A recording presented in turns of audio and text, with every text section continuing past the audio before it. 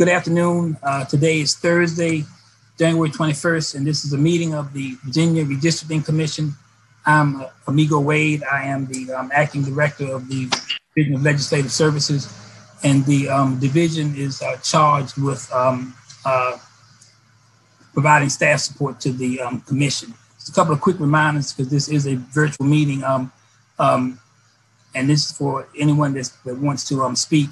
Please keep your microphones muted until you're ready to speak. This, of course, improves the quality of the audio and helps us to keep track of things. Always state your name before you speak, especially if you're making a motion. This helps us to keep track of things. Any votes will be taken by giving a voice vote, aye or nay, and also with a thumbs up or thumbs down. I just want to make a very quick comment about public comment. Registration for public comment has been closed. As I said, we have about 15 people that have signed up. For the public that is listening, if they want to submit public comment, they can also do that. If you go to the agenda, we have a listing for the website. It is you can send the email to varedist@dls.virginia.gov, and that comment will be posted on the division's website. So with that, I want to go ahead and start with the introduction of the members. And what I like to do is to start with the citizen members and do it in alphabetical order. So starting with you, Mr. Babachenko. Yes, and just a brief introduction. Yes. Okay. So first of all, thank you, fellow citizen committee members and legislators. My name is James Babachenko. I'm 37 years old. I live up in Fairfax, Virginia, but I've had the opportunity to live in grade school in Grundy, went to high school in Richmond, went to undergrad at UVA, and then followed my brothers up to Northern Virginia. So I love Virginia. I'm really excited about working with each and every one of you.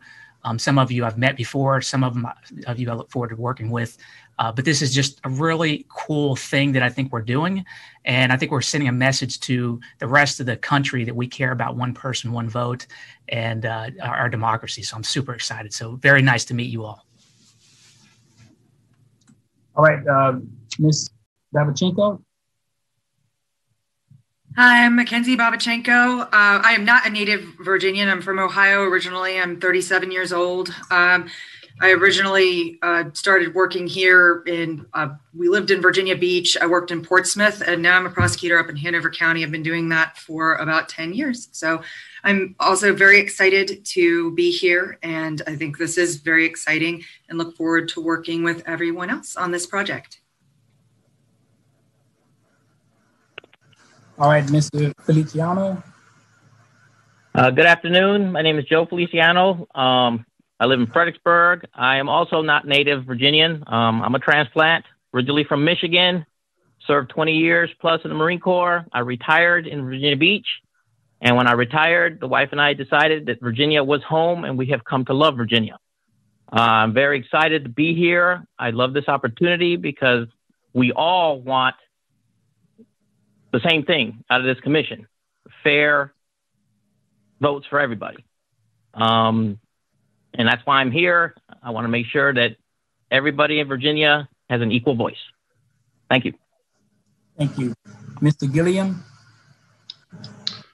Yes, I'm a native, lifelong Virginian. I've lived all my life in southwestern Virginia, Wise County and Washington County, except for 4 years I spent in Charlottesville at UVA some years ago. Looking forward to serving on this committee a great deal by way of what I did. I was in the mining industry, and my brother and I sold our company about 10 years ago. So I've been essentially sort of semi-retired since then, and looking forward to serving on this committee and trying to come out with some drawing an impartial set of maps. Thank you. Mr. Carroll.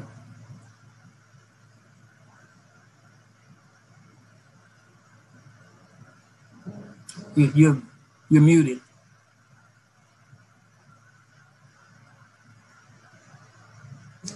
Okay, I'm Rick Carroll, and I was literally born 300 feet from where I sit right now. And except for 10 years in college and the Army and UVA Law School, after I passed the bar a number of years ago, I immediately, a few months later, went to truck driving school and decided to be a recovering attorney all these years.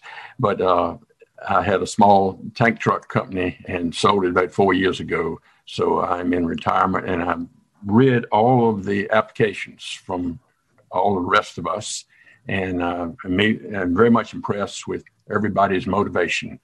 And I'm sure that some way or another we can work together and for the betterment of the Commonwealth. Thank you. Thank you. Ms. Harris? Good evening, everyone. I'm Greta Harris. I have the pleasure of serving as the president of the Better Housing Coalition, a nonprofit that does affordable housing in Central Virginia.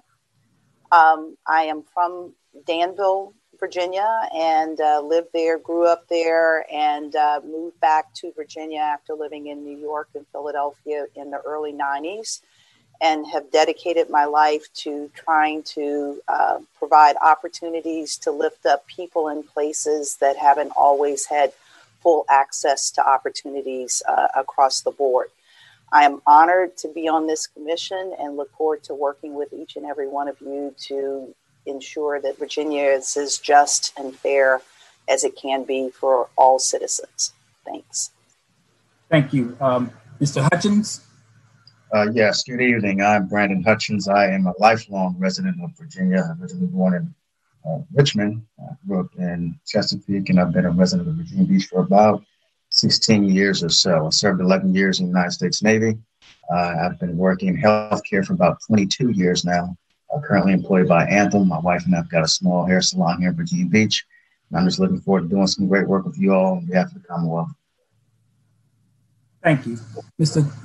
Kumar? Thank you. Good evening. Also a lifelong Virginian, sitting around 300 feet from where I grew up in Alexandria. Studied government at UVA, then law school at the University of Richmond. Clerked at the Arlington Circuit Court after that, and was in private practice for a few years, while also serving as a voter protection attorney, volunteer in Virginia. Then I, at age 31, joined the Army JAG Corps and went on active duty for 7 years, working as a prosecutor, and then some overseas assignments, including overseeing the safety of the elections in Afghanistan in 2014 as an operational law lawyer. Then moved to the reserves a few years ago.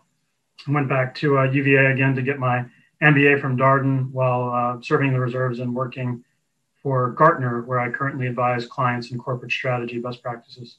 Great to be on this important effort with all of you. Thank you. We'll now move to the legislators again in alphabetical order. Delegate Adams.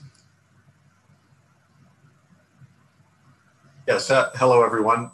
My name is Les Adams. I represent the 16th House District, which is Pittsylvania County, Henry County, and City of Martinsville. I'm a native Virginian, native to Southside, live in Pittsylvania County where I was raised.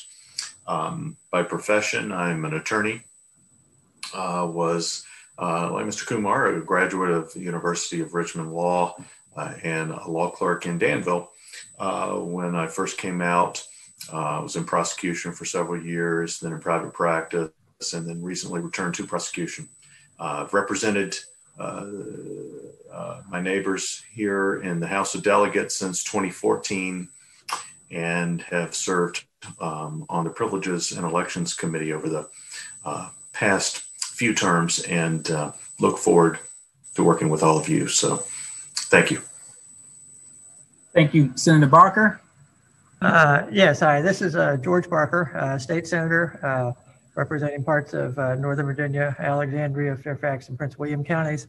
My background is that I've got an undergraduate degree in economics and public health, a little design your own major thing to combine those two, and then got a master's degree in health policy and management at the School of Public Health. Moved to Northern Virginia in 1975. And have been there ever since. Worked for the Regional Health Planning Agency, involved in whole host of things in the local community in Northern Virginia. Got elected to the Senate in 2007. And have been working in the Senate on a wide variety of things ever since getting elected. I did in 2011 I headed up the redistricting that was done for the Senate districts in Virginia for the last decade, and then also worked with a couple of other legislators in 2015 in putting together a map on congressional districts when the court had said that the districts were unconstitutionally racially gerrymandered. So extensively involved in these types of things. I am a numbers person, which is how I got doing a lot of these types of things. And I was a patron of the resolution that became the constitutional amendment. And so proud to have gotten that done, and glad the voters have voted for it, and that we're all here together to do what's good for the people of Virginia. And I'm thrilled to be a part of the group here. Thank you. Senator Locke. Hello, I'm Mamie Locke, and I represent the 2nd Senate District, which covers parts of the cities of Hampton, Newport News, Portsmouth, and part of York County. And I am a native of Mississippi, but I'd like to tell people that I've been in Virginia longer than I lived there. And I graduated with a bachelor's degree in history and political science, and I also have a master's and PhD in political science. I teach political science at Hampton University, and I have served as a member of the City Council and Mayor of the City of Hampton. Came to the General Assembly in 2004 and been here since that time, and was actively engaged with the redistricting process with Senator Barker back in 2011, and am certainly looking forward to engaging with each and every one of you in this process. As we do, again, what's in the best interest of the citizens of the Commonwealth in doing fair maps. So thank you very much, amigo. Thank you. Senator McDougal. Thank you, amigo. Appreciate you putting this together and getting us all as a group. Ryan McDougal. I was born and raised in Hanover, and it's where I currently live. My legislative district goes from Hanover up to Spotsylvania, down the middle peninsula, and includes all of the northern neck. So pretty wide geography, 10 jurisdictions. So one of those jurisdictions, I only have one precinct. So thank you, George, for that. I appreciate it. My background, I went to JMU undergraduate, went to William & Mary for law school, came back and was a prosecutor for a number of years in Hanover, and then have been in private practice ever since. But I grew up farming. We used to do soybeans and wheat. And then my mama's got a little nursery operation that she started when I was a child. And we continue to work, and is still the family business that she and my sister operate today. So thank y'all all for the time. And amigo, thank you and Meg and your team for the efforts that you've done getting ready for this. And we know there'll be a lot of long hours from y'all. And I want to thank you in advance for that. Thank you, sir. Delegate McQuinn. Good afternoon again. Thank you. I'm Delegate Dolores McQuinn, representing the 70th House District, which is a part of Northern Chesterfield, Eastern Henrico, all of Charles City, and then the city of Richmond. And I'm delighted to be a part of this Virginia Redistricting Commission. I have a long history, I guess, as an elected official, starting with 1992 as a school board member, in 1999 as city council, and then from there in 2009 in the General Assembly. This is an opportunity for us to, after many years of having discussion on gerrymandering and discussions in terms of fair and equity, the issue of equity and fairness, this is a wonderful opportunity for us to come together, and I'm looking forward to it. I am an ordained minister by profession, and I promise if there is a time where we really get sort of everything get up in arms, then I'll just pause for a moment and pray. How about that? But anyway, again, I'm glad to be here and look forward to working with you.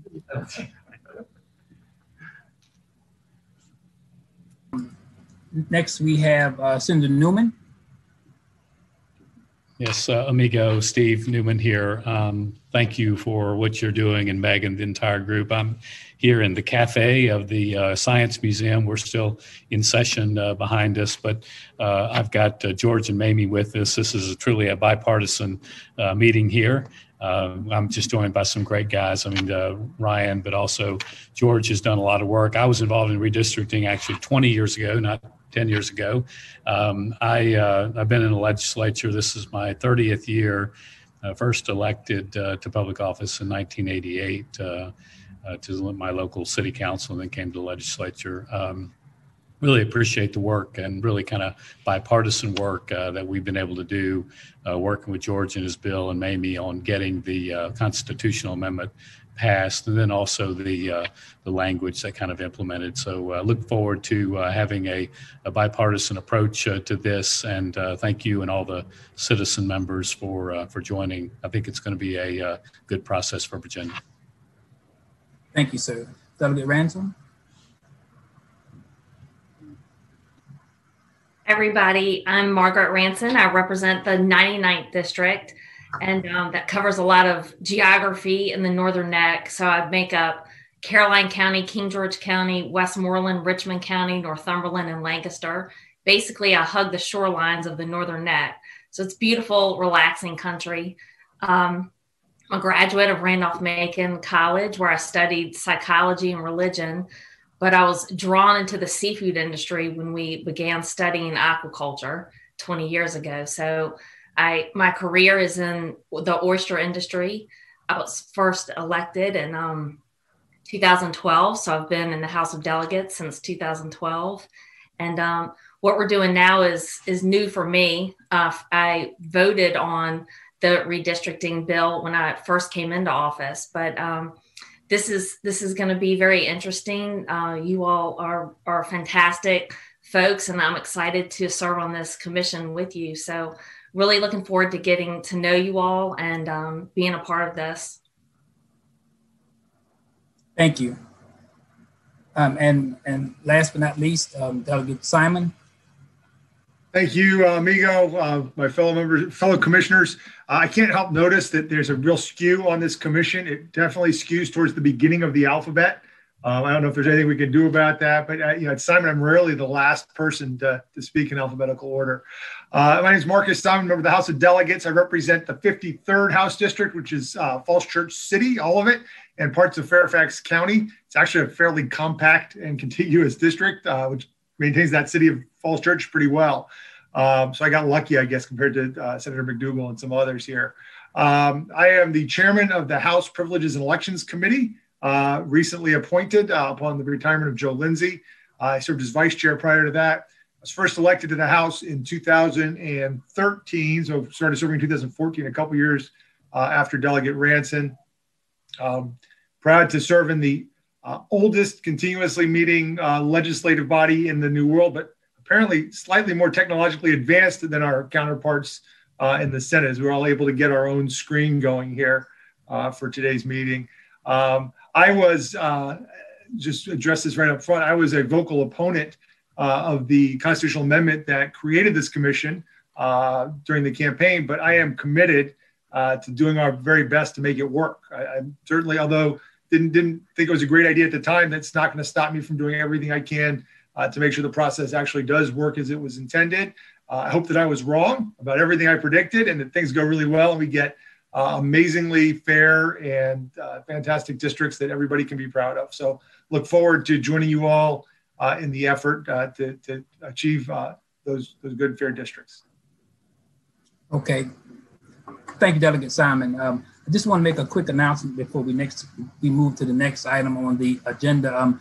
There is a public comment period, but that public comment period is at the end of the meeting. So if people are in waiting rooms for public comment, if you could just wait until that point.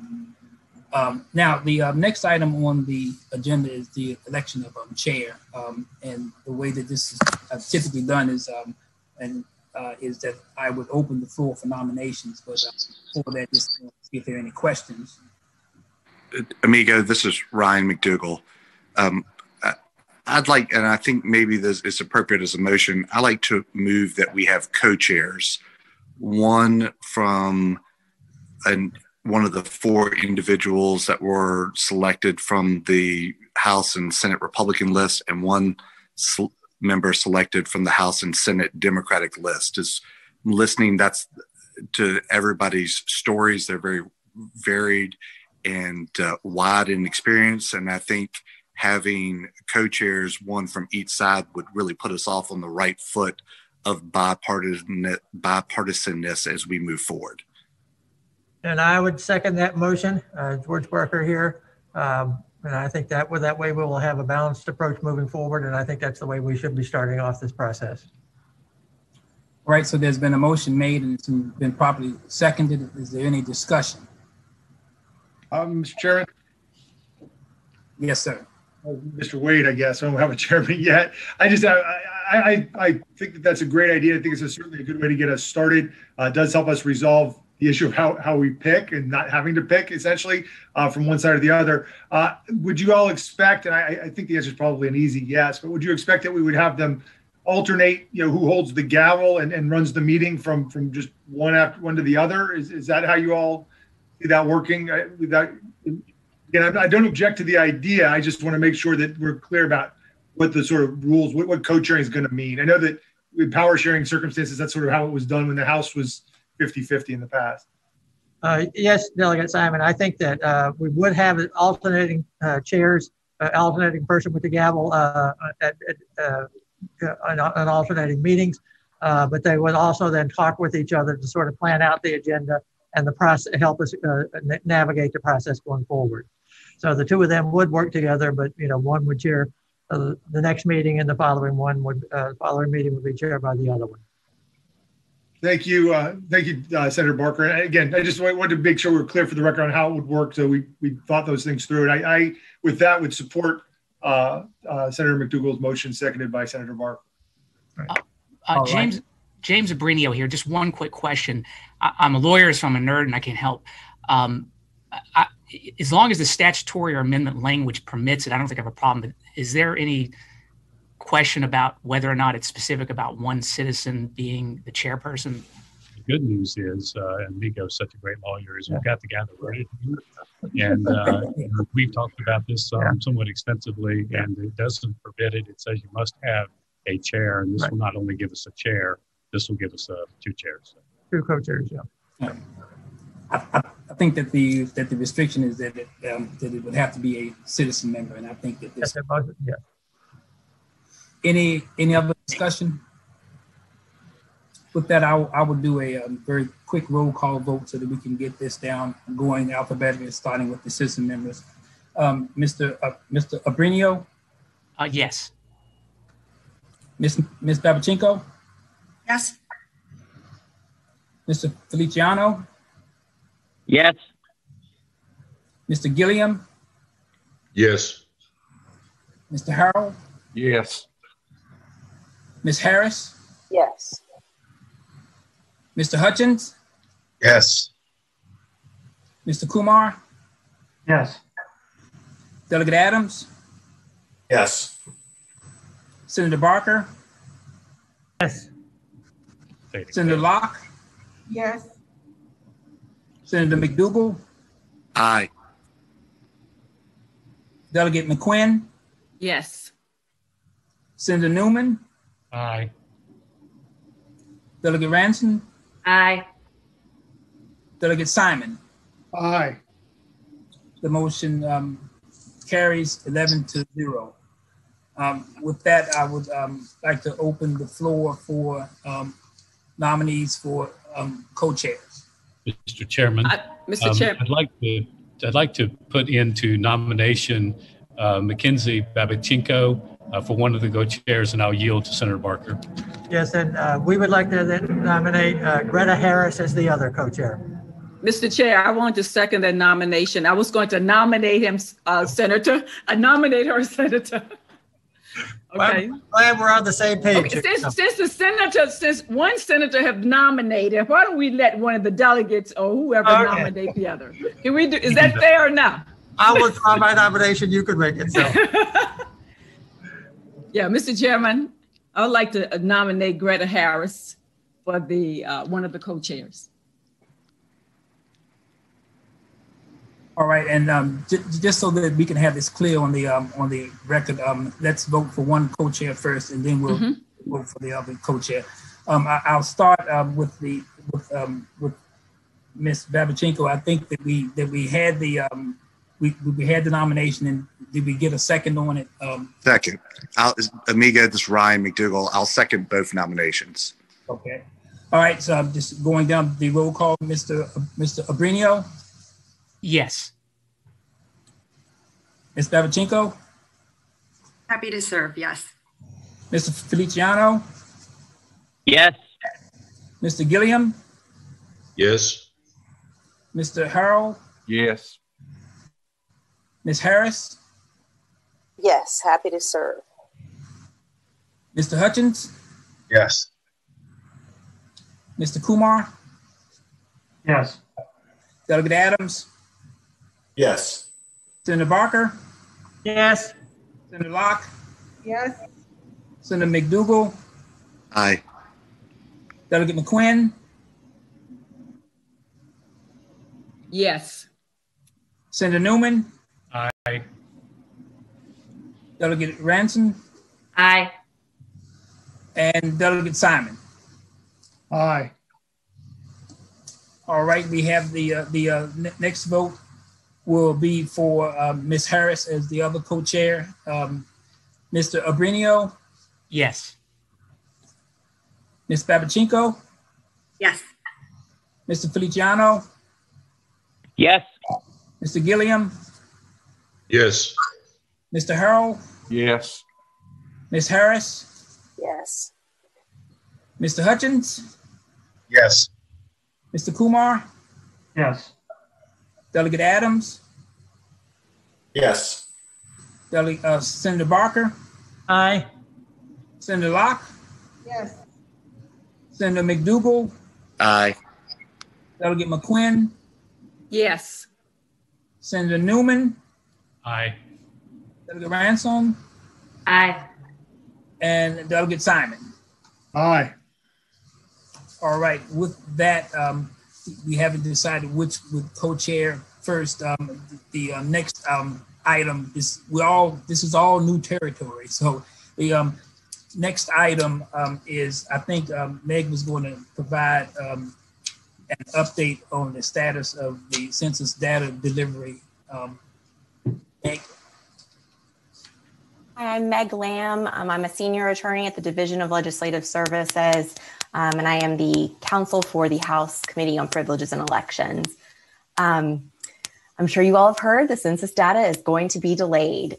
Typically, this is data that is statutorily required to be provided to the states by the end of March in a year ending in 1.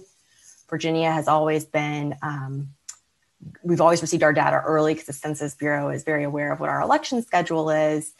So in years past, we've gotten it as early as the beginning of February. However, because of COVID, they did have to delay their operations in 2020. And then there were some data issues and some lawsuits. And so the data is going to be delayed. How delayed is still very much up in the air. It had been anticipated to be maybe late March, maybe April, May, and then with the new makeup in the Senate legislation, the United States Senate, excuse me, legislation is being introduced to actually amend those statutory deadlines to push back the delivery deadline for the population data to July 31st of this year. So not likely that we would be able to get our House of Delegates districts drawn in time for the 2019 or 2021 elections. So we'll get to spend a lot of time together this year and probably some of next.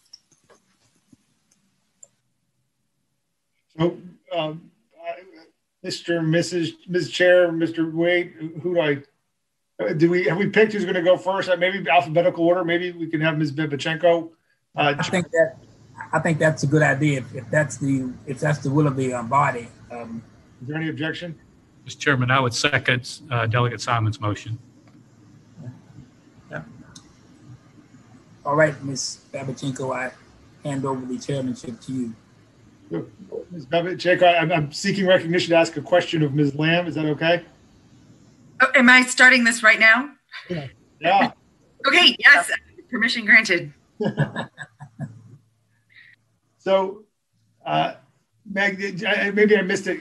I was trying to do a couple things at once. But so you have is there any sort of thought about when we should expect at the earliest and the latest to get the apportionment data? I understand is not coming until maybe at the earliest, the beginning of March, which is then we'll know how many congressional districts we're drawing. And then, I guess there's a new act that's pending in the Senate that might delay the reporting until July 31st. Is that what y'all in sort of the census data liaison circles, such as they are hearing? What's sort of the word on the street about when we might see that data?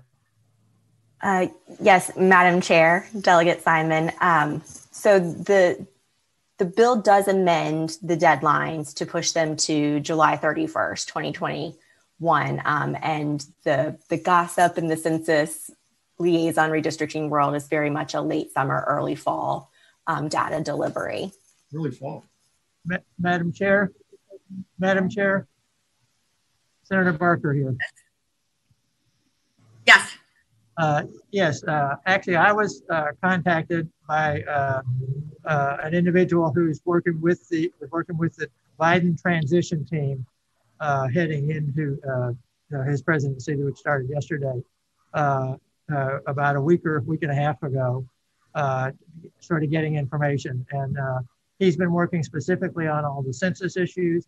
There is transition at the Census Bureau. The head of the Census Bureau just resigned in the last couple of days, his position there.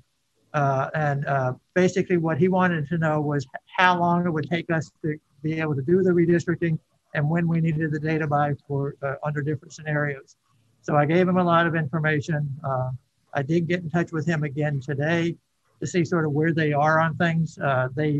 Basically, there are 2 states that are supposed to do redistricting this year and have elections, which is us and New Jersey. So what they do in these circumstances is they do expedite the states that are doing the redistricting. In 2011, we were the first 2. There were 4 states that were doing redistricting that year, and we got our data. We were the first 4 states to get our data because they knew it was important. He does not have concrete information yet in terms of sort of a clear range of possible times in which the information might be supplied. I did argue for them making every effort to try to have it done by sometime in April or at the latest in the first half of May. So they said that they are working on trying to get an answer on that. And as soon as they get an answer, I'll be communicating with Mr. Wade and Ms. Lamb on things, as well as the chairs here on that. So I'll let you know as soon as I get some more information. Great. Madam Chair, may I ask a question of Ms. Lamb? Yes, you may. Ms. Lamb, I'm one citizen member. I'm sure other people have the question, not being a legislature. Let's say the data drops mid-April. What, if any, flexibility in schedule, and do we expect these meetings to be after hours, just kind of working and anticipating work schedule? So we're really going to defer to you all as to how you want your work schedule to be. The Constitution does require that we have maps submitted to the General Assembly within 45 days of receipt of census data. It'll really depend on if you would prefer to do like a really condensed time period of working on maps and then having our public hearings, or sort of spreading the work out. But I would anticipate at least 45 days for those maps, and then it's an additional, I think 15 days for the congressional map. So whenever we do get the census data, it'll be about 60 days of work. Thank you for that. I appreciate it. Mm-hmm. I have a question. Well, are there any other questions about the census data for anyone else?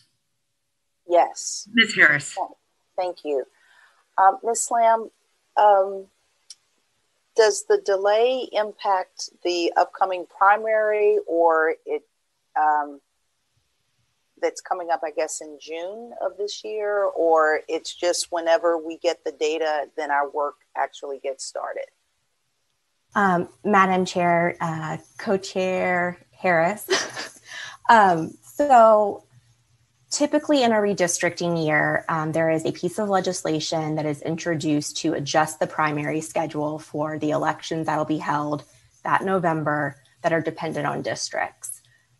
So that would have been a bill introduced this year to adjust the deadline or the primary date to late August, and then adjust all those related filing deadlines, campaign type of deadlines. That legislation, we did not get that legislation introduced this year. So as it stands right now, we will still be having all of our primary elections in June. So it does create a bit of a pickle. Madam Chair, if I might respond. Yes. But we do have the option. It wasn't a bill introduced because we didn't have clear indication as to what the census delivery date would be. But we have the ability to incorporate into the budget language that would deal with that issue. As has been stated, we always postpone the legislative primaries in a year when redistricting is done, because you can't really get it done properly to have everybody be able to run in a primary in June. So there probably will be the 3 statewide primaries in June for governor, lieutenant governor, and attorney general nominees, depending, for whatever which parties have primaries. And I've talked with the people at the Board of Elections and the Department of Elections, and they say that they would like to have the primaries done by August 24th, which is one day later than it was 10 years ago, because that was done on August 23rd then. If it's done on August 24th, then they can meet all the deadlines moving forward for checking the results on the primary elections, and then having the equipment be in place for early voting and being able to send out ballots, absentee ballots, particularly the military and overseas absentee ballots. That would be important for people to have enough time to get those in. So that way we would not have to make any adjustments anywhere else along the line. It can be done later. And actually in 1991, it was done on September 15th, which is almost a month after the August 24th date. But hopefully we won't have to do that. But there is that option, as to pushing it back a little bit. So to see what we get on the census data and how quickly we can get the district drawn. Madam Chair. Yes. Just Doug and Simon again on that issue. I think it may be helpful, maybe as the chair set up the next agenda for the next meeting, we could have somebody from the Department of Elections come and present to us on what their timeline is and what the technology needs are, and how much time they need to get Veris set up. I think it'd be useful to figure out what our sort of drop dead date is to receive the data, so that we can help plan that. So maybe that's something we could put on a future agenda, so we can figure out, how late it really can be. Just a suggestion. Okay. I think that's a great suggestion. And does anybody else have any comments on the actual delay, that item on the agenda, the delay of the census data? Just if I might add one other thing that sort of is related to that, I think that we should not wait until the census data to really start working on all this. I think that because we don't know when the census data is coming now, it would be good for us to go ahead and have meetings now to start to deal with the issues, which will make it a lot easier to resolve things once we get the census data, and be able to hopefully be able to get the district drawn in a shorter amount of time than the 45 days that's specified in the Constitution. I think it may be helpful, George, to let you know, and George can tell you more, Madam Chair, that we do have preliminary data. So it's not as if we will be operating blindly. And George, you may just want to tell them a little bit about that. Yeah, there's some preliminary data, and obviously we have, the population estimates that have been done in Virginia for each jurisdiction from 2010 through 2019. And there are various technology things that have made projections based on some of that. So there are some things that we clearly can start to factor in. And actually we have an extraordinarily clear picture of sort of what parts of the state might there be increases in the percentage of population which would move would have new districts that would be created there and what parts of the state would have potential losses. And actually, most of the state this time, there's actually less shifting of districts that will occur this decade than at any time since before World War II. So that we actually are fairly stable in terms of the overall population. There's a little bit of growth in Northern Virginia and the Fredericksburg area. At the southern part of the state along the North Carolina and Tennessee and Kentucky borders is the area that's losing a percent of population. So there'll be modest shifts there, and the rest of the state is pretty much stable. So I think it's not as difficult to do as it has been in many other decades in the past when there's been more radical shifts. And I think that we clearly have data that are pretty reliable. We don't have to wait to get the data and then be surprised by it. Sure. And on that note, Ms. Lamb, are you able to send out another survey to schedule the next meeting so that we can all start discussing, and then in the interim, we can come up with a list of items, preliminary determinations we may want to discuss on that date. Does that work for you? You are psychic, Madam Chair. So that was one of our plans. We wanted to just sort of do introductions, nominate the chair or elect the chair, and then we plan on sending out an email to you all in the coming week with a list of things that we think we need to be discussing and making decisions on. Obviously, if you have any thoughts on things that, questions, concerns, things you'd like to make decisions on, certainly we'll be relying on Senator Barker's expertise as well. And then we'll also poll for a meeting date. It is during session, so it's going to be a little tricky to find a time for the senators and the delegates, but we certainly are going to give it a good try to make sure that we can start doing some stuff sooner rather than later. Madam Chair. I'm sorry. Yes. Meg, the question I want to ask, are these going to be, and maybe Amiga may know, are these going to be public meetings or just recorded meetings? And then will there be any public hearing along the way? Is that a part of this equation? I can answer that question, Madam Chair, Delegate McQuinn. So the law does require that all meetings of the commission be public. We're doing obviously things virtually, so we're going to have public comment at all of the meetings, and obviously we're live streaming this so everyone can watch and hear what's happening. And then as far as actual public hearings that are mandated, the constitutional amendment and then the law itself mandate 3 public hearings before maps are voted on, or before maps are proposed, and then before maps are voted on to be submitted to the General Assembly. So it will be a combination of public hearings to just sort of gather information and hear from the public on their thoughts about maybe what districts should look like, what type of communities of interest they want to keep together. And then also just our general meetings about the activities that we're doing, map drawing type of things are also going to be made public. Thank you. Mm-hmm. Madam Chair. I'm sorry, Madam Chair. Yes. Go. Yes, go ahead. That's fine.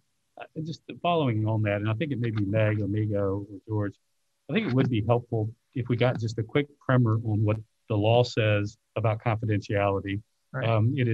It's pretty critical and it's very clear, but I think we should know, and Madam Chair, if it makes sense, maybe we could get a primer on that, but it may also make sense for Meg to call all the members, especially the citizen members, and just kind of go through what the law is, because that information would be very helpful, and we wouldn't want someone to stumble up about communication outside of these meetings and what's in and kind of what's out. So, Madam Chair, if you would consider it, maybe Meg or George could give us a primer on that, ma'am.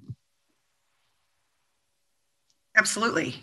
Do you want that to be in the meeting right now, or do you want that to be at a later time, or through a phone call or an official email or something like that? Madam Chair, I thought maybe we could get a quick primer. It's not complicated. It's basically don't talk to anybody. Okay. But maybe we could get a quick primer from Meg, and then there could be that other communication with each of the members to kind of familiarize them with kind of what's required. Yes, ma'am. Sure. Ms. Lamb? Sure. Thank you, Madam Chair. Senator Newman. So yes, the law says you can't talk to anyone about redistricting or reapportionment matters. I am just a regular little old senior attorney, so anything I tell you, any advice I give you would not shield you from any type of prosecution or penalties. If the commission is very concerned and would like to have really detailed, clear instructions on that, I would recommend getting an opinion from the Attorney General about what matters related to redistricting and reapportionment cover. Yeah. Yeah, I think it's clear and it's written into the law that we passed in November that specifies that none of us can be talking with someone outside the commission in terms of any of the major issues related to redistricting or reapportionment, as Ms. Lamb indicated. So we need to make sure that everybody has a copy of that and understands, what is allowed and what is not allowed there. I did talk a while back with the Attorney General, and he said that we need to be careful and make sure that we're not nobody is violating that, because there could be challenges to it, which have happened sometimes in some other states when they have that type of limitation on things. So we need to make sure that we are following the law and that we are as transparent as possible. Clearly, in developing this, one of the things that was in terms of the amendment and then the law that was passed to implement it is to have a transparent process rather than have decisions made in a back room or whatever you want to call it and the public not be part of the process. So I think it's important that we start to get that understanding of what we can do and what we cannot do, because there have been states where the decisions that were enacted have been thrown out because of someone was breaking the law in terms of what could be done and what types of communications could be held. So it is critical. The other thing is that what also is written in there is that we have the ability as the commission to hire a lawyer to help us in this process, a lawyer or a law firm. It does say it's to be one lawyer or law firm. As we've sort of looked into this, most of the law firms that deal with these types of issues either work only with Republicans or only with Democrats. So we need to figure out sort of how we can deal with that, since they envision having a single lawyer or law firm rather than two. And you don't want necessarily to have a Republican law firm if and have Democrats been left out, or a Democratic law firm not have advice more towards to help the Republicans. We need to make sure that we're doing everything properly. So that is something that I think that working with Ms. Lamb and Mr. Wade, that we need to try to figure out how we can deal with that most effectively. So that is not that's not an easy issue here. So. Madam Chair, if I could just expand on that a little bit. So the law does say that in the event the commission hires a lawyer, it's going to be the commission as an entity being the client, that a law firm or a lawyer is not going to be the lawyer for just a group of commissioners. It does not say, though, that it can't have more than one lawyer. I think the issue would be if you hire a Republican lawyer, and you hire a Democratic lawyer, in theory, that does still, they still represent the entire commission, and the entire commission would still have access to them. Chair, quick point on a couple of those issues. One, again, a lot of lawyers on the chat. That does raise the question in my mind: is there any potential for personal liability? Obviously, anyone can sue anyone for anything. If these are challenged in court, to what extent is that an issue? I mean, obviously, acting in good faith in the course of our duties as commissioners. That notwithstanding, if there's any gaps or issues there. Based on what Ms. Lamb just raised. Second, to Senator Barker's point on the training that we might ask for, I've communicated with Mr. Wade a little bit about this, and he's provided some helpful points of contact. But I think really it would help, because I agreed, none of us want to run afoul either ourselves or have our peers do that. If I've got a former government professor from UVA who focuses on this, and I ask him just for reading to smarten up on the history here, not discussing our work, I'm guessing that's probably okay. Not discussing, hey, what should we do? Right, asking for suggested published literature, also, which we will get from Mr. Wade and Ms. Lamb, I expect. But it would help to have some examples like that. And I also communicated with Mr. Wade about if I communicate with another member of the commission, again, nothing nefarious, but if we're communicating one-on-one, where does that hit the language of the amendment and the enabling legislation versus traditional FOIA laws, right? Just knowing, is that something we should use our commission email addresses? We should expect that to be subject to disclosure if necessary. All those points would love more detail on. I would second that. I would love to have either something in writing or a presentation where we have a date in the future just set up, put aside so that we can get some guidance and if the official legal opinion, perhaps from the Attorney General, if that's where we're going to get guidance from. I think that was mentioned earlier. And so perhaps another date we can select that would go with our, I don't know if it's better to have or easier to have just the citizens. We're probably the ones that need more education on this. But certainly if everybody's there, it's also beneficial if they need to brush up on it. But I would definitely like that information. Madam Chair, may I ask a question? Yes, ma'am. Ms. Harris? Yep, thank you. This goes to Meg, I believe. Are there additional resources besides legal counsel that are available to the commission? Like folks to help with understanding the census data or GIS mapping or something like that? Madam Chair, Commissioner, Madam Co-Chair. So we have actually sent out an email. We heard back from most of you to get your mailing address so that we can send you a copy of what is called the Red Book. The National Conference of State Legislatures puts out a guide every 10 years, just covering the legal landscape of redistricting. It's put together by a group of bipartisan experts and practitioners. And so it's just highly recommend. So we've gotten copies for everyone, or we will be receiving copies for everyone. Most of them will be mailed directly to you, but there will be some that'll come to our office and then we'll mail to you once we can follow up with you to get your address.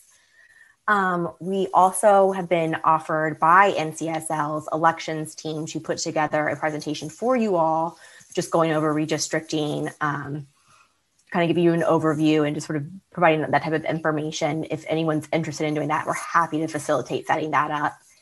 And then lastly, we do have the opportunity to access like some testing software through the vendor that we'll be using. And then we can have meetings that you all could set up with Julie Smith, who is our technological whiz kid behind all of this stuff. And she can walk you through how to use that mapping software. It won't necessarily be the real data, but you'd certainly practice with tools and seeing how you move census blocks around, precincts, that type of thing. So these will all be things we will follow up with you all about. Yeah, and I would say that we also have the ability to hire consultants to help us with some of these types of things.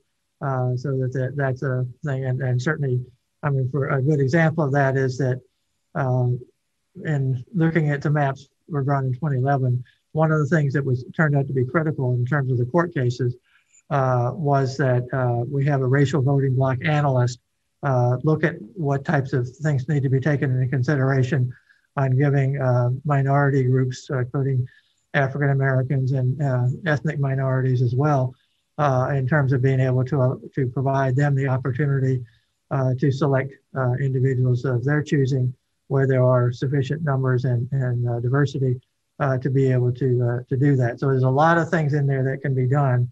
And then Julie Smith and the others on staff then can help us with it in terms of how we implement things there. So I think there's both internal resources, but also the opportunity for bringing in consultants to deal with some of these issues. And that's what I think that's part of the reason I think it's important for us to have meetings over the next couple of months prior to getting the census data so that we can be prepared in terms of knowing how we want to approach some of these issues. Thank you. Madam Chair, just one more thing for me, if you wouldn't mind. It might make sense if Mamie and George and Mark and others agree, all the citizen members, that we consider putting forward names to the chairs to be attorneys and their resumes, so that we can all get the information and then we can look at it before we go to the next meeting. George is exactly right. We do have the ability to hire consultants, but that could be another meeting down. But if we at least had our lawyer or lawyers in place, Madam Chair, that might be a good idea for us to have those people available to the next meeting. So that one of the quick things we can do is get the attorneys in. While the Attorney General might be helpful, it would also be, I think, helpful to have our attorneys in place, if that would be acceptable to the group. Madam Chair? Yes. I'm sorry.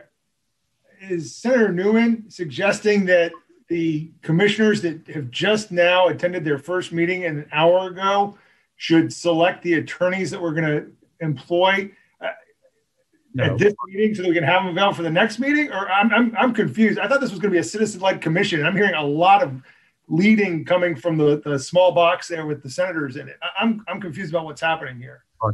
What I thought I heard was that there was going to be some sort of submission of biographies and names via email to the group so that we can discuss it and make the decisions at a later meeting, but I could be wrong. That's what I thought I heard. Perhaps Senator Newman, you can clarify. Yeah, but I'll let George do it. Mark, I didn't mean to say, I'm sorry, the masks don't help with this, but I didn't mean today. I was just talking about getting some names in. So George, I think it started. I'm sorry if I misunderstood. Okay.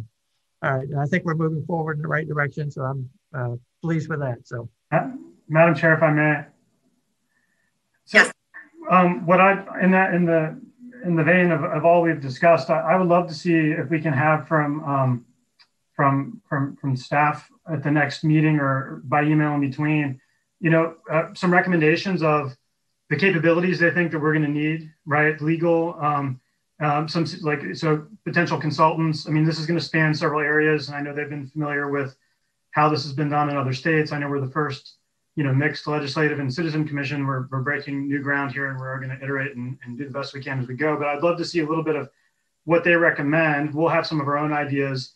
Also, a little bit overlap of what they can do for us, right? Where those limits are. Let's not go out and start hiring lawyers for things we don't necessarily need. Like, there'll be a scope of representation that we need from outside counsel. There'll be some that are, state attorneys, whether the Attorney General's office and Mr. Wade's office can help us. So I'd love to just see some information there. What do we think we're going to need?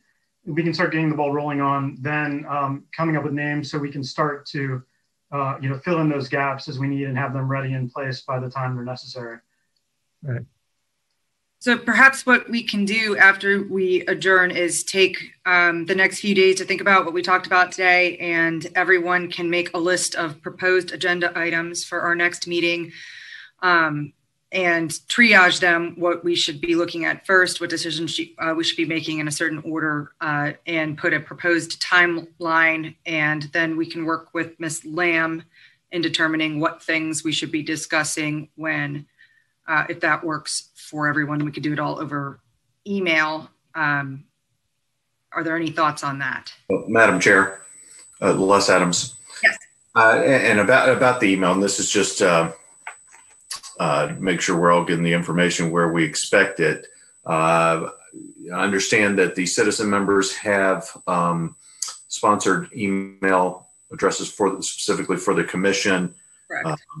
I understand for Delegate Simon, McQuinn, and Ranson, and myself that I inquired about that, and we also have a specific House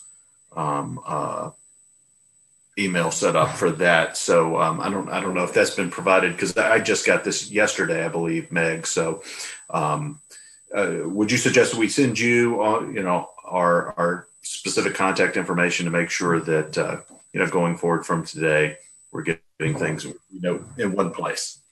Yes, we're going to be trying to keep everything in an email address that we've created specifically for redistricting, thinking ahead to if we ever have to comb through emails. So, Amigo, I think you know the address. I still haven't quite nailed it.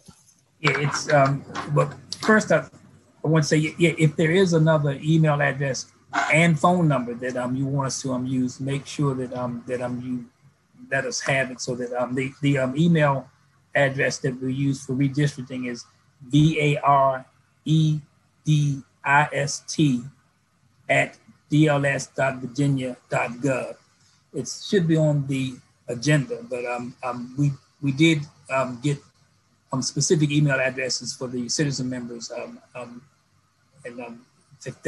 think that the House members have a different address.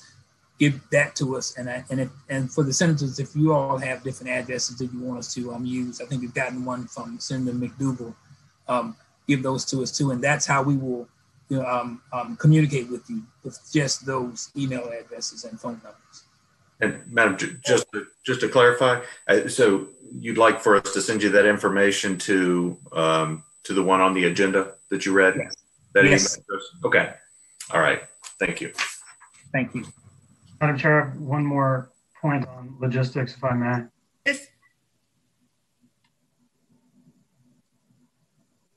Oh, you're muted. I'm sorry, I said yes. Oh, sorry. I think my internet was getting a little slow there for a minute. So the other point I had was, and I don't know if based on what Senator Barker said, if this is even feasible, but it might be helpful for planning purposes. We've talked a lot about what we need to do and who we're going to need, and now kind of the when on scheduling. If there's a couple of possible scenarios, I guess, based on when the census data would come, that would maybe trigger our ability to plan. If we get it by a certain date, I know that by statute, once we get it, we've got 45 days, but it might help us to, once we hit a certain date, maybe move into another.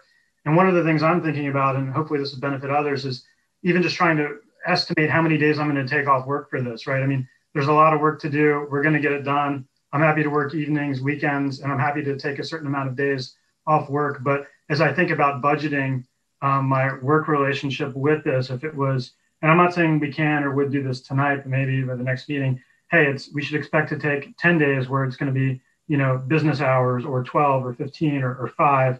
Even just knowing that, I think would probably help people budget a little bit as we go.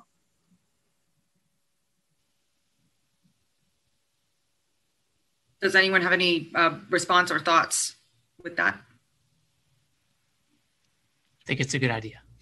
I think it's a good idea, and I think that also all of us need to make sure that we are going to be available enough to be able to make sure that we can do this in a timely manner once we get the census data, and that we are committed to getting it done properly and efficiently and quickly then, so that hopefully it doesn't impact negatively the timeline that we have, hopefully getting it by an August 24th primary date for the House of Delegates districts. So that I think it's important that we do that, and important that we figure out sort of how much time we might need under different scenarios as to when we got the data. I think it's not only important how much time, that's very important, but we could get some proposal of the order of things that have already been mentioned. Right. Increasing our knowledge, learning about this, talking, getting our legal background, and all these things have been thrown out, but we don't have any stepping up on Commissioner Kumar's opinion. We don't have any semblance of what order all this ought to be, and at what time we ought to be educated. We've got to organize, educate, figure out who our staff is and how we're going to work together. That's a hodgepodge of things. So as one of the non-educated citizens, I need that. And I think that's something that will be helpful to put in email and send to Ms. Lamb, so we have an organized list of items to discuss, so that we can come up with that timeline and that organization. Certainly, we will need to discuss subcommittees. And I think one of the bigger issues is going to be, are we able to meet in person? Who is able to meet in person? When are we able to meet in person, and where is that going to be? Or can we do subcommittees based on where we all are? So those are all things that we should be putting in, or everybody should be thinking about putting into an email, submitting it to Ms. Lamb, and then we can all discuss that for our next meeting and be ready to have some proposals and make some of the decisions. which may be decisions to wait and decide later, but certainly we should be thinking about everything that we can think about now, knowing things are going to come up too. Lots of things may come up. We don't know what COVID is going to look like, or if there's going to be any developments that just change all of our plans. But I agree with you, Mr. Harrell. I also need that in the structure. Does anyone have anything additional on that? Madam Chair, just to follow up on that, I think you're on the right path here. And I think one of the things that we can do is figure out what types of things we can plan over the next couple of meetings where we can make sure that everybody is educated in terms of how the process can work and what are the issues we need to deal with in making our decisions. And a lot of that can be done, I think, through virtual meetings like what we're having today. But I do think once we get down to the point of making final decisions on things and looking at real maps and negotiating in terms of how we deal with things, I think it will be important that we have a number of meetings that are going to be in-person meetings to get it done. Because I think that if we can move a lot more quickly with in-person meetings once it's 16 of us that are making these decisions as to what those districts look like. So I agree. Madam Chair. And, yes, Madam Chair. I'm sorry. And I'm just sort of suggesting something. Some of us, I guess, in terms of legislators, have had some introduction into redistricting and what it's all about. Is it possible to put together some kind of orientation package that would be helpful, particular to the citizen members here, that would just give them a little more insight or introduction into redistricting, the whys, the whats, the redistricting. I mean, if that would be helpful to them, I don't know. Because what I'm hearing is that there may, we just don't have anything now that would give us some insight or more insight into what is being asked of us. And I may be wrong. You guys, if I'm interpreting this wrong, please let me know. I think that you're absolutely spot on. And I was a bit hesitant to say anything before, but as a citizen member, I've got a very high level overview of what redistricting entails in this process. I need to be brought up to speed as to what's expected of us, the history, all those things. So if there's some sort of avenue that we can approach training with, by all means, point me and whoever else is interested in the right direction, because I'm definitely going to need that in order to be effective in this commission. I think Delegate McQuinn is absolutely right. There needs to be some kind of educational materials to provide certainly citizen members with basically redistricting 101 as to what this all entails. And absolutely about doing.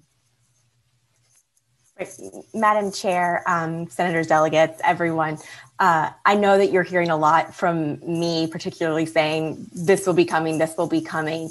DLS was in an uncomfortable position where this was passed, it was adopted by the voters, and then we had to turn around getting the commission up and running in about a week. And then we had bill drafting and now we're in session. So we have every intention to get you all of this type of information, working on a guide to redistricting that is more geared towards, we already have a local guide to redistricting, but we want to get one together that is more geared to General Assembly and congressional redistricting to give you that type of information.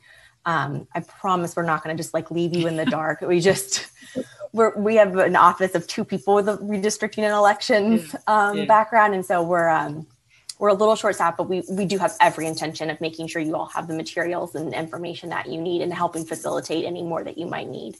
Meg, you don't have to apologize for this. I just want to make sure that, try to sort of put it out if this is what it's needed and just put it on everyone's radar. That's all. So you don't have to apologize. It is fine. Okay.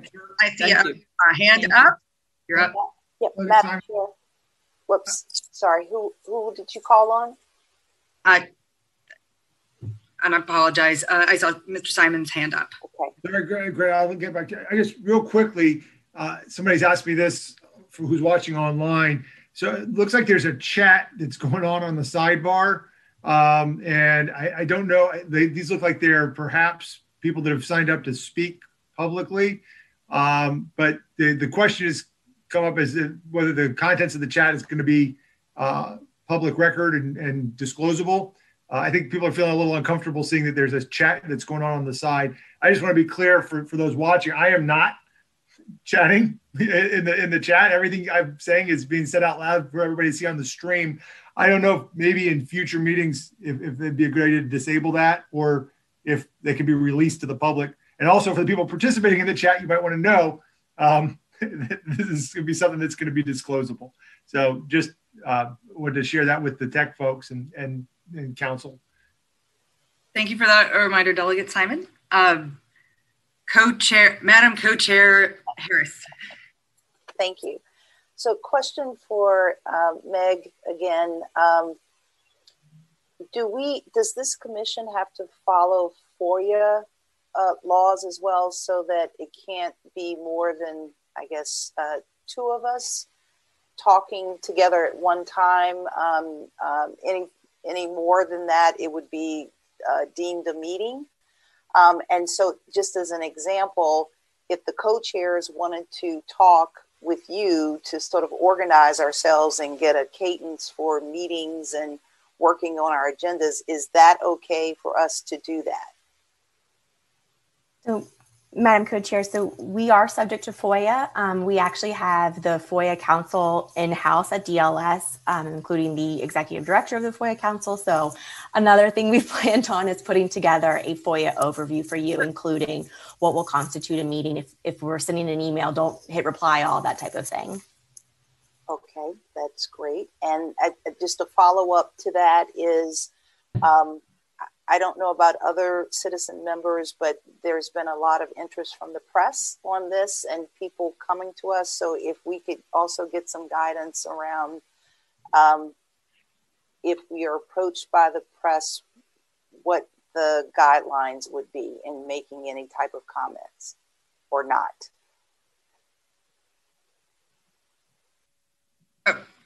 Ms. Lamb, are we able to get some guidance on that? I do not ever talk to press in my role, so we'll work on figuring out how to help you guys handle that. Okay, so don't talk to the press. Don't talk to the press yet. We have further advice. We will come up with something for you all. Perfect. Okay, is there anything else, anything additional that any of the members have to add right now? I'd like to ask who and when will we decide the chat issue? I personally don't think, I've seen some of the comments show up on the screen and they were intelligent, but these people were not selected to be on the commission. And I think it's improper for these messages to show up while we're trying to deliberate.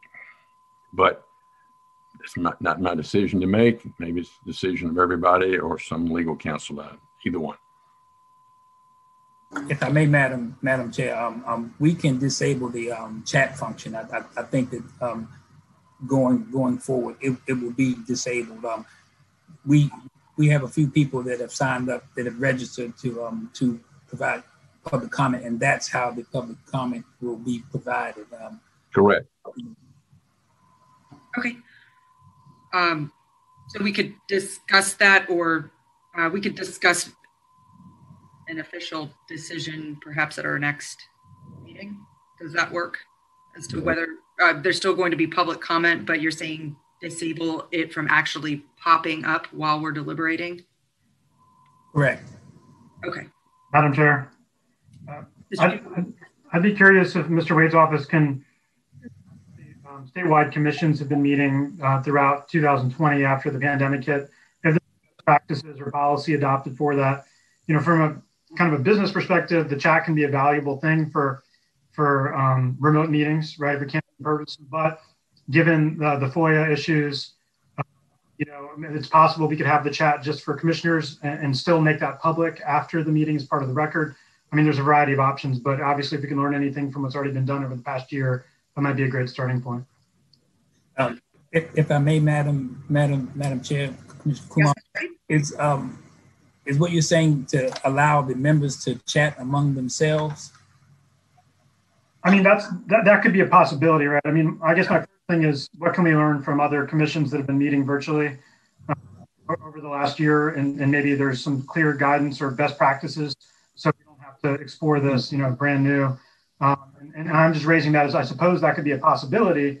We may decide that, I'm not saying that should be the policy, but that would avoid, members of the public who have a clear procedure for signing up to speak and then having their opportunity to speak at the right time. It's an option where I'm not saying it's the ideal option. There could be reasons that it wouldn't work, and then disclose it afterwards. That may not be best, but in a virtual setting, it may be an option. We will do research and get some best practices and bring them back to you all. Okay. Does anyone have any other additional comments? Okay, so what I'm hearing is we're going to get some more information, some more guidance. Hopefully we can put together a good agenda, and we're going to get another date for in the near future to try to start fleshing out some of the decisions that we can make in advance of getting the actual information. And then in the meantime, if anyone has any questions or thoughts or, hey, I'd like to have more information about this, we just encourage you to use that redistricting email address that we provided on the agenda. Okay, very good. Does anybody have anything else? Can we send our comments that you've asked for to that redistricting email or to the chairs? Where should we send what you've asked for? And if we could have a summary of that at the end of this, obviously after the meeting, so we know what we all need to contribute. Right, to the redistricting email, please. Thank you. Normal things that we don't have to have at every meeting. But if I may, Madam Chair. Yes. When you're ready, we can move to the public comment period. We have 6 people that are in the waiting room to provide it. Okay. And do I need to make this is probably inexperience here. Do I need to move to the public comment period, or can we move to the comment period? With the chair, you can tell us where we are. Once you finish with this discussion, we can just move to the public comment period, and I'll start calling the people in. Okay. Does anyone have anything else before we move to the public comment period? Excuse me, Madam Chair. Yes. Will there be a time limit put on the public speaking? Yes, Madam Chair, I would recommend that there be a 3-minute time limit put on the comment that is provided, which is, I think, pretty standard. We'll have a 3-minute time limit. Yes. How about 2? 2 minutes? Okay. I'm happy to submit that to people more experienced than I am with public comment periods. So 2 minutes for public comment periods. All right, Madam Chair, if the group is ready, the first person who had signed up is Erin Corbett. Say if you can let Ms. Corbett in.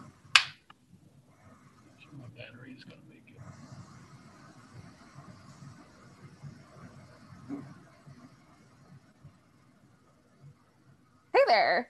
Can folks hear me?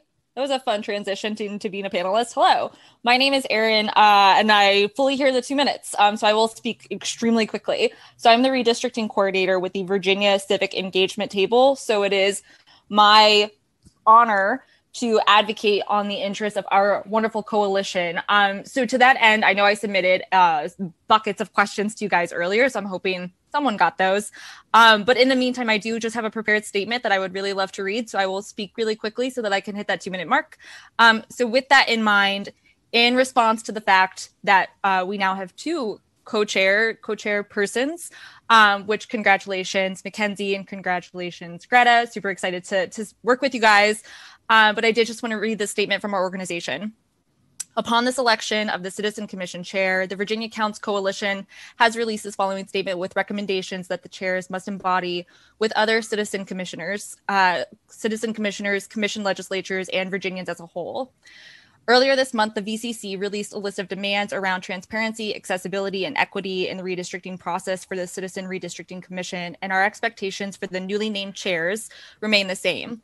While the commission has already seen an example of some indecent behavior from one commissioner, we trust the chairs will supersede this and any anticipated future failings by allowing for communication with the VCC, being transparent in the proceedings and accountable with decision-making, and upholding a cooperative demeanor with other commissioners, VCC members, and Virginians as a whole. Our coalition operates with a commitment to democracy and an equitable Virginia. We believe that by keeping the commission accountable, it will allow the redistricting process to create a more conclusive and inclusive Commonwealth where everyone can thrive. That's it. Thank you. Thank you. All right. All right. The next person is Gary Page. Say if you can let Mr. Page into the meeting.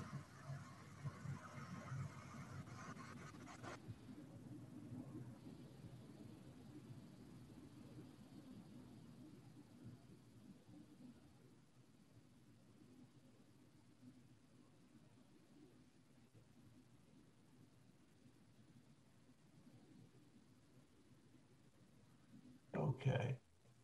Can everybody hear me? Yep. Okay. My name is Gary Page. I have been a Virginia resident for quite a long time now, about 48 years. Defense consultant up in Northern Virginia for about 38, and then 5 years as a college professor in Farmville, where I live in Prince Edward County now. Actually know Senator Barker, whose daughter went to school with my two daughters long ago. I had a longer, although roughly 3 minutes presentation to go through, but I'm going to cut to the chase. It's too early for what I was going to say, but I'm just curious about a couple of things. One is, will we citizens, outsiders, be able to get a copy of this red book that was mentioned before? And secondly, I'm interested in what kind of software has been procured, the vendor, and what that software's capabilities are. That was also talked about a little bit before. And finally, will the commission be able to accept citizen input? I'm certainly prepared to send in district maps in Esri shapefile format that the DLS could accept in and evaluate. Depending on what the commission starts with and how it develops, I might be interested in doing just that. So that's it, kind of 3 questions for the commission. I know what you used to live. Like that is one. I will say, as the chairperson, I'll respond that I'm not really in a position to answer any of those questions yet. I don't think we have gotten an opportunity to discuss all of those things, but we can certainly put them on a list to discuss at our next meeting and to address. And I have whether you'll get a citizen copy of the Red Book. Ms. Lamb could probably answer that, possibly, and what kind of software. We haven't discussed that yet, and citizen input, we can discuss that. So I don't think I can really answer any of your questions right now, but Ms. Lamb, are you able to discuss the first one? I can certainly answer the Red Book question. So those are actually provided free to the legislators and the commissioners because of the dues that the Commonwealth pays to the National Conference of State Legislatures, but you can actually purchase a copy of the Red Book from the NCSL website. If you Google NCSL Red Book, a link should very quickly appear for you. I'm not sure of the cost, but it is publicly available. Okay. Thank you for your questions, Mr. Page. Okay, thanks.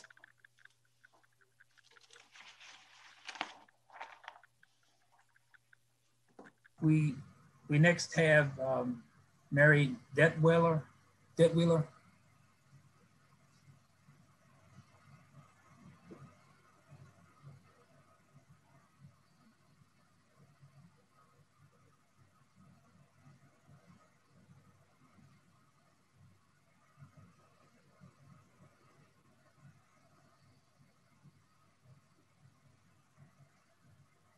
Mary's been active in the chat. I know she's here.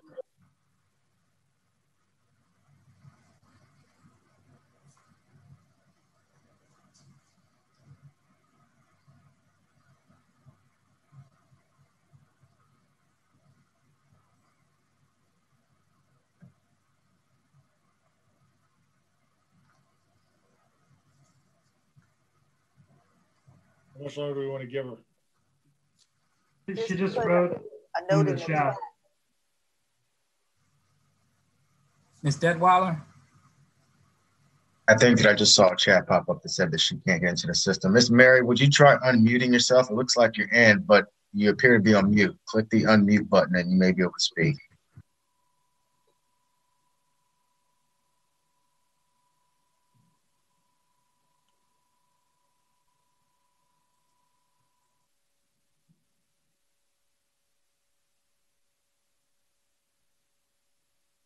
Yeah, I also see Mary's square in the room. I think if she could unmute or press the space bar and talk, maybe. Maybe. Miss Mary, move your mouse down to the left side of your screen, and you'll see a microphone icon that may be raising up with a little green bar. Click that.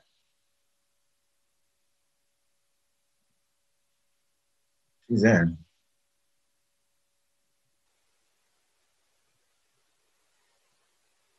Maybe she could put her comments in the chat. That seems to be working.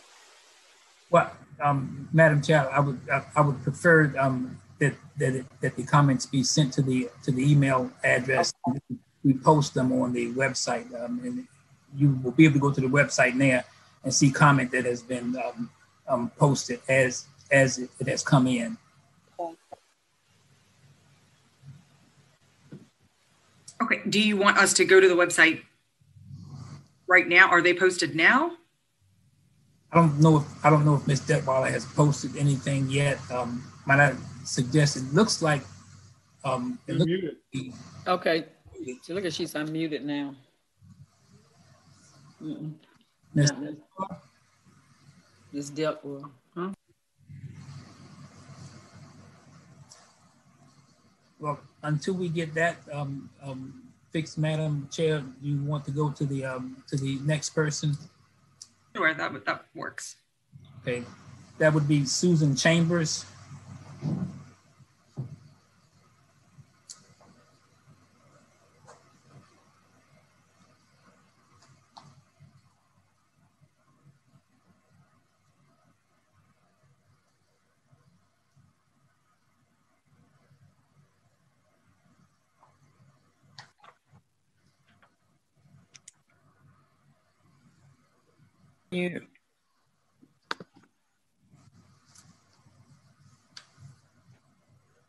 Hi, I'm here, Suzanne Chambers, Amherst County. I've waited 20 years for this moment. 3 minutes, 2 minutes. Okay. I live in Amherst County, and I'm also speaking for my NAACP branch 7045. We are split into state district, House District 23 and 24. We have 11 precincts, 2 split precincts, and held elections where we have 15 different ballots for 11 precincts.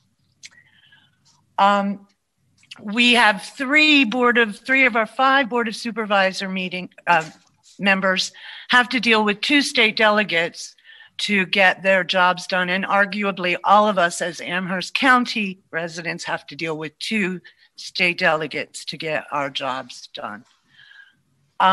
If you go to our state Senate District 23, I live in House Delegate 24.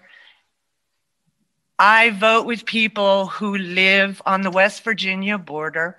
When you put in our state Senate District 22, I vote with people who live all the way to Short Pump, the whole across the state. We do not have the numbers for either party to ever put up a candidate that can hold a seat. We have no seat at this table ever. And I can point you to the special election that we had to fill Ben Klein's 24 seat, where the Republican primary between Ronnie Campbell and Amherst County's retired sheriff Jimmy Ayers resulted in a tie or maybe a 1 vote. but it went to the other side of the mountain. I'll take it right up to CD6. We belong to Congressional District 6. It's on the other side of the mountain on Interstate 81. In Amherst, 29 is our interstate, our lifeblood. My head in my picture right now is about the middle of Amherst County. And this is our impediment to the rest of the 24th and the 6th District, the Blue Ridge Mountains and the George Washington National Forest. Essentially, I'm asking you all to consider that you put our county back together and you put us on the right side of the mountain. It's been too long. We've become disinterested, dissatisfied, and people feel like it doesn't matter. And as someone who's worked for a very long time to encourage voting and activism and being a part of this process, I thank you to do that for me. Thanks. Thank you, Ms. Chambers. We will keep that in mind. Okay, Madam Chair, I believe Ms. Dettweller has said that she's going to give up. I would ask Ms. Dettweller to send her comments and we will post them on the website and you all will be able to get them that way. The last person who has signed up is Mr. Craig DeCisa, and I think he may have left the room, but yeah, I think he has left. So I think that would conclude the public comment period, Madam Chair. Thank you, Mr. Wade. I'm sorry, Madam Chair. This is Shade Capers. I'm the IT specialist for Division of Legislative Services. Amigo, we had one more. It was Mr. Jacobs. Okay, I'm sorry.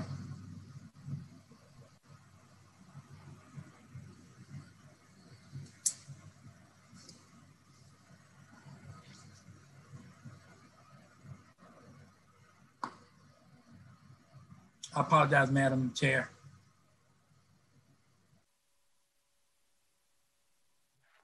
Madam Chair, may I address the panel? Go right ahead, Mr. Jacobs. Thank you so much. I do appreciate all you guys are doing. Thank you. I do want to say that I do feel that one district is very not compact. I do consider Senator Favola my friend, but she's way over in Arlington. I'm over here in Herndon on the border of Loudoun County. And she actually, her district extends into Loudoun County. If you know the Northern Virginia area, that would be insane.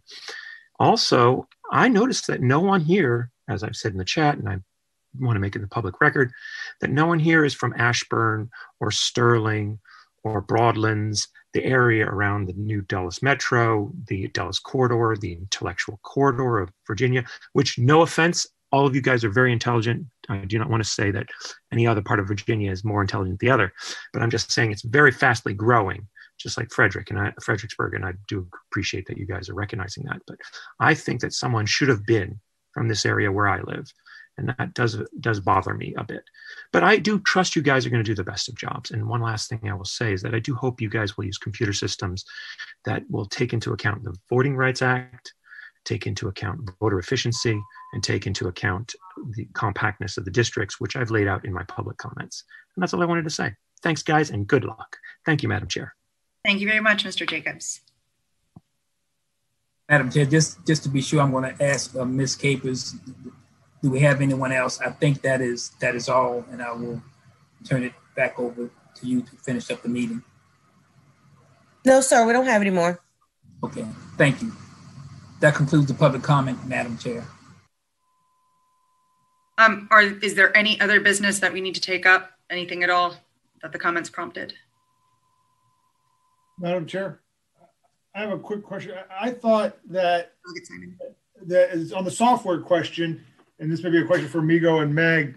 I thought that in our before the amendment passed, we had a meeting of the Joint Reapportionment Committee, which used to do this work, and there was some discussion about procurement of a software package to do this. Is that do you have anything that you can share with us yet, or do you want to put that on the agenda for the next meeting? I thought we had made some decisions or there's some sort of RFP that already been issued for the software piece of this?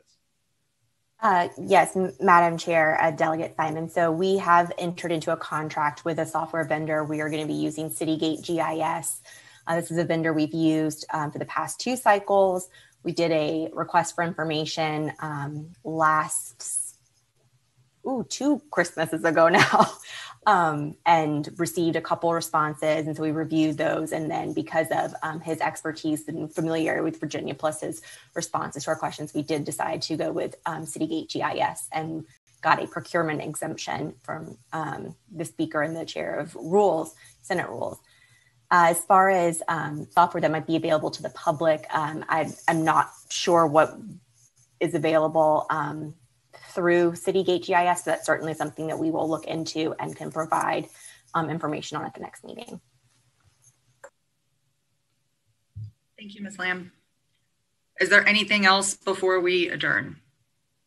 Madam Chair, Senator Newman, does it make sense to empower the 2 chairs working with legislative services to call the next meeting? I did not hear a lot of that. Yeah, I didn't catch that either. Sorry, mask and we were seeing that. Does it make sense that we would empower the 2 chairs along with Mr. Wade to call the next meeting? I think that makes sense. Yes. So do we move to call the next meeting now and we're scheduling it later? I think what we can do, Madam Chair, is we'll poll the members and then work with you and Ms. Harris to finalize a date and agenda. Okay. Anything else before we adjourn? Okay. Yeah, Madam Chair, do we need a motion to adjourn? I don't know the answer to that. I'm happy. Do we have a motion to adjourn? So moved. Second. Okay. All in favor say, raise your hands, say aye. Aye. Okay. Aye. So adjourned. It's been a pleasure meeting you all, and I hope to speak to you through email and then see you at the next meeting. All right. Thank you. Good night. Great job, Mackenzie. Good night. Yes. Bye-bye.